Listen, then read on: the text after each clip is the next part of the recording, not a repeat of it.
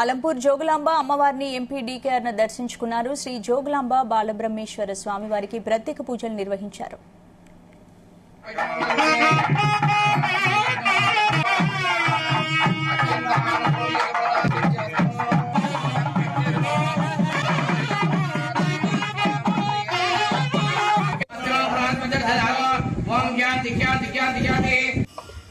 అమ్మవారి దగ్గర ఈ నవరాత్రి ఉత్సవాల సందర్భంగా పెద్ద ఎత్తున వచ్చినటువంటి భక్తులకు సౌకర్యాలు కలిగించడానికి కేంద్ర ప్రభుత్వం ప్రసాద్ స్కీమ్ ద్వారా గతంలో విడుదల చేసిన నిధుల పనులు కూడా పూర్తయినాయి. వాటిని అందుబాటులో కూడా త్వరలోపలే అవి అందుబాటులో కూడా వస్తాయి భక్తులకి. మరి పూర్తయిన పనుల యొక్క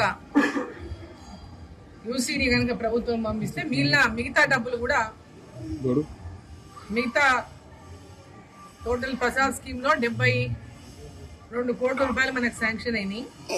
దాంట్లో ఇప్పుడు సగము పనులు పూర్తయినాయి. మిగతా సగం పనులకు కూడా యూసీ పోతే మిగతా పనులు కూడా మిగతా నిధులు కూడా మనకు శాంక్షన్ వస్తాయి. మిగతా ప్రపోజల్స్ ఏమున్నాయో వాటి కూడా చేసుకునే అవకాశం కలుగుతుంది. సో అమ్మవారి యొక్క గుడి ప్రాంగణంలో గాని ఈ యొక్క అలంపూరు టెంపుల్లో గాని రాష్ట్ర ప్రభుత్వం కూడా దీనిపైన దృష్టి సారించి తెలంగాణలో ఉన్నటువంటి ఈ యొక్క శక్తి పీఠం యొక్క శక్తిని ప్రాధాన్యతను భక్తుల